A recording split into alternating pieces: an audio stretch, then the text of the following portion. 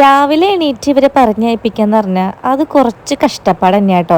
കാരണം 4 പേരുടെ മൂഡ് അനുസരിച്ചിരിക്കും അന്നത്തെ ദിവസം. എന്തോ ഭാഗ്യത്തിന് ഇന്ന് 4 പേരും നല്ല കുട്ടികളായി എണീറ്റു, പല്ലു തേച്ചു, ബാത്റൂമിലൊക്കെ പോയി, കുളി കഴിഞ്ഞു, കഞ്ഞി കുടിച്ചു, നല്ല കുട്ടികളായി ഡ്രസ്സ് ഇട്ടു. അല്ലെങ്കിൽ ഇവിടെ ഡ്രസ്സിന് തല്ലാണ്. കാരണം അല്ലു ഇട്ടത് വേണ്ട, കാശിയോ അതിനിട്ടത് വേണം. അതാണ് ഇവിടുത്തെ പോവാൻ നേരത്തെ മെയിൻ തല്ല്. അവനാണ് മെയിൻ തല്ലുകാരൻ. അവനാണ് എന്താ പറയുക, അവരുടെ കയ്യിലുള്ളത് വേണമെന്നുണ്ട് വാശി പിടിക്കുന്ന ഒരാൾ. അവരെ പറഞ്ഞയച്ചതിന് ശേഷം അമ്പലത്തിലൊക്കെ ഒന്ന് പോയിട്ട് വന്നു കേട്ടോ. നല്ല വെയിലാണ്. അമ്പലത്തിൽ നിന്ന് സദ്യ ഉണ്ടായിരുന്നു, പൊങ്കാലൊക്കെ ഉണ്ടായിരുന്നു. അപ്പോൾ അതൊക്കെ കഴിച്ചിട്ട് ദേ എത്തി.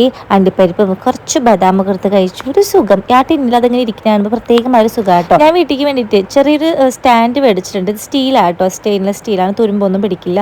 നാളികേരമൊക്കെ ഇട്ട് വെക്കാൻ വേണ്ടിയിട്ടാണ്. വേറെ 2 സ്റ്റീലുണ്ട്, അതിൽ ആവശ്യത്തിലധികം സാധനങ്ങൾ നമ്മൾ ഇട്ട് വെച്ചിട്ടുണ്ട്. പിന്നെ ഈ ആട്ടപ്പൊടി മിക്ക ദിവസങ്ങളിലും ഗോതമ്പുട്ട് ചൂടാനൊക്കെ ആയിട്ട് എടുക്കുന്നുണ്ട്. അപ്പോൾ ആ 2 പാക്കറ്റ് ഞാൻ അതിൽ കയറ്റി വെച്ചു. ഇതാ മെയിനായിട്ട് നാളികേരം, കാരണം നമുക്ക് തീരുന്നത് അറിയില്ല ഈ കിറ്റിലിട്ട് വെക്കുമ്പോൾ. അപ്പോൾ ഇതേപോലെ സ്റ്റാൻഡ് ഉണ്ടെങ്കിൽ സുഖമാണ്. പിന്നെ എടുക്കാത്ത കുറച്ചൊക്കെ കട്ടിംഗ് ബോർഡ് ഉണ്ടായിരുന്നു, അത് അടിയിൽ വെച്ചു. ഇത് വെക്കാൻ വേണ്ടി മാത്രമല്ല, നമുക്ക് വേറെ പല കാര്യങ്ങളും പ്ലേറ്റോ സംഭവങ്ങളൊക്കെ വെക്കാനും അത് യൂസ് ചെയ്യാം കേട്ടോ. അല്ലെങ്കിൽ ഞാൻ കൊടുത്തേക്കാം. അത് കഴിഞ്ഞ് ഞങ്ങൾക്ക് കുറച്ച് പണികളൊക്കെ ഉണ്ട് ഗൈസ്. അപ്പോൾ അത്രേ ഉള്ളൂ.